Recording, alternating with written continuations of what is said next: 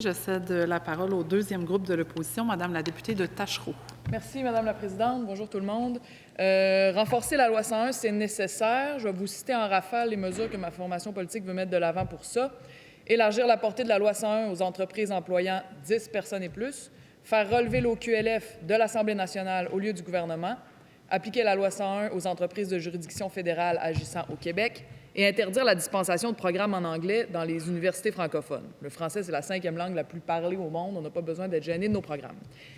Ceci dit, tout ça, c'est vraiment pas grand-chose à côté de l'énorme angle mort qu'on semble entretenir dans cette institution par rapport aux Français au Québec. Et je parle des immenses bouleversements culturels et linguistiques amenés par l'arrivée des géants du numérique depuis une quinzaine d'années.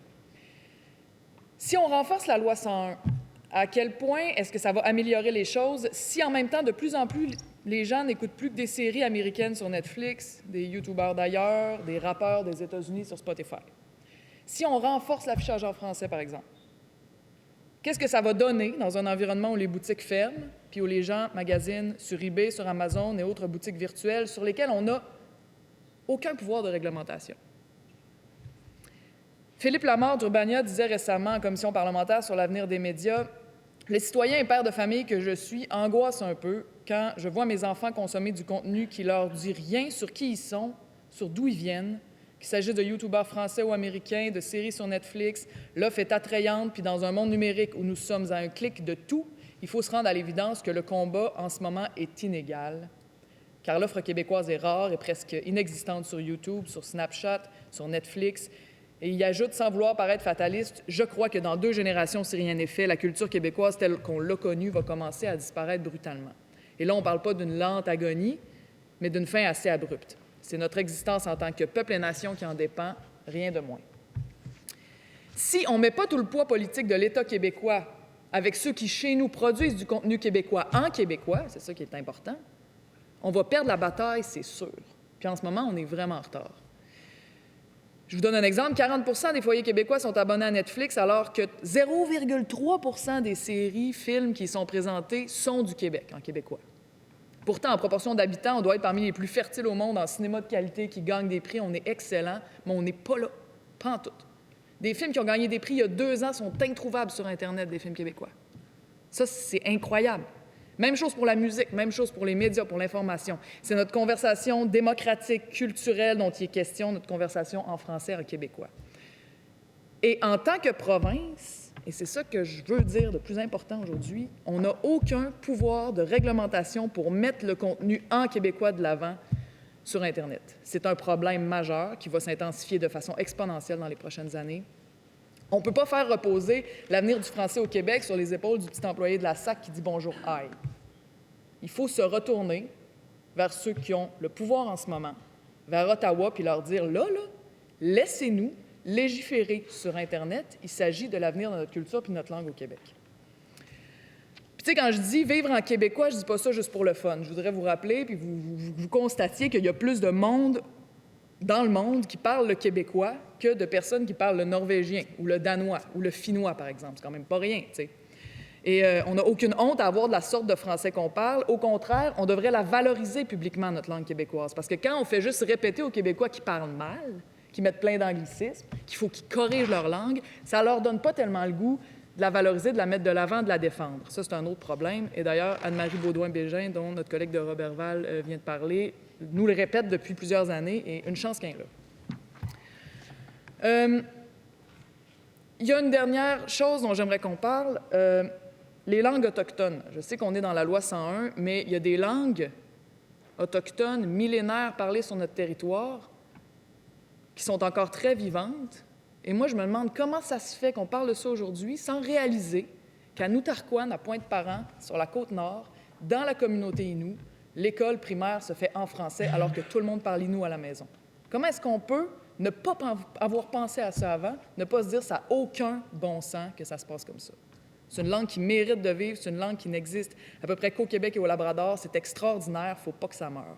Donc, renforcer la loi 101, oui, mais surtout prendre nos responsabilités, faire nos angles morts avant de crasher. Alors, merci beaucoup. Merci, Madame la députée. Monsieur le ministre, vous avez 5 minutes. Oui, merci, Madame la Présidente. Propos intéressant de la députée de Tachereau. Vous savez, on a voté une motion récemment pour rapatrier les pouvoirs en matière de culture. Le gouvernement est en faveur. Et oui, ça représente un défi. Vous savez, dans l'histoire, tout à l'heure, on parlait de Robert Bourassa, on parlait de la souveraineté culturelle. Hein? Avant le rapatriement de la Constitution, c'était une des demandes. Hein? Ça a commencé avec Victoria, puis par la suite, il y a eu plusieurs conférences constitutionnelles. Et je vous dirais que notre gouvernement, qui est un gouvernement qui est nationaliste, souhaite avoir le maximum de leviers possible, notamment pour assurer la pérennité de notre culture et de la langue française. Alors, sur ce point-là, je suis avec vous. La députée, Madame la Présidente, faisait référence au statut de province du Québec.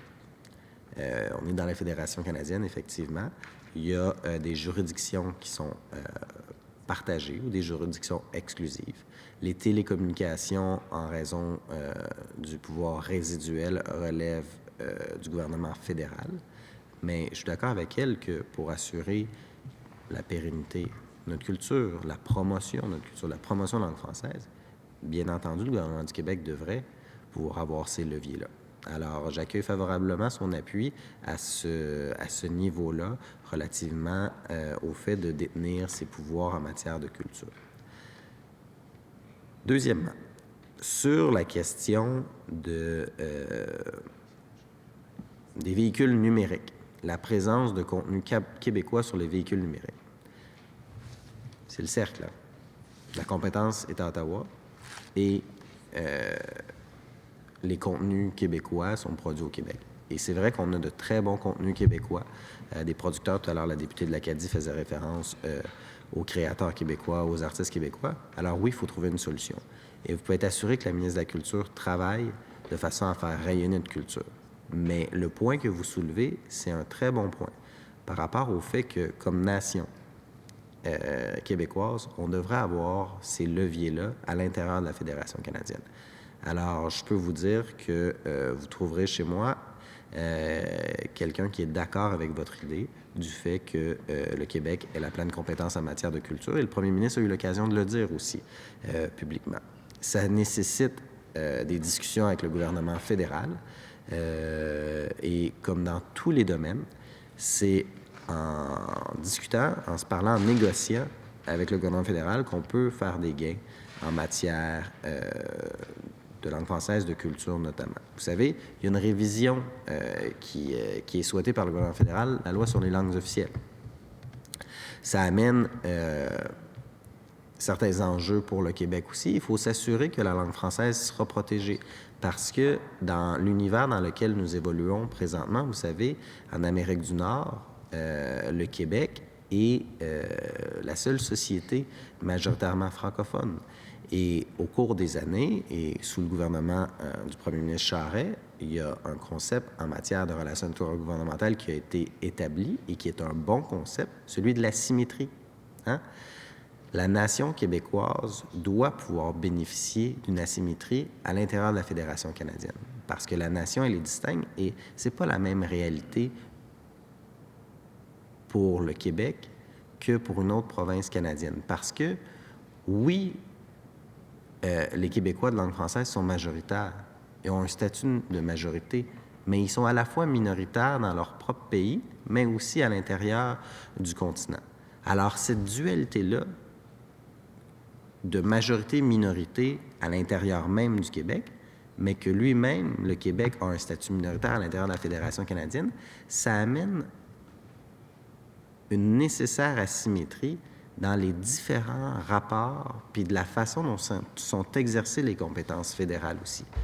Alors, je donne l'exemple. En matière d'immigration, il y a un accord qui fait en sorte que pour l'immigration économique, c'est le Québec qui a juridiction.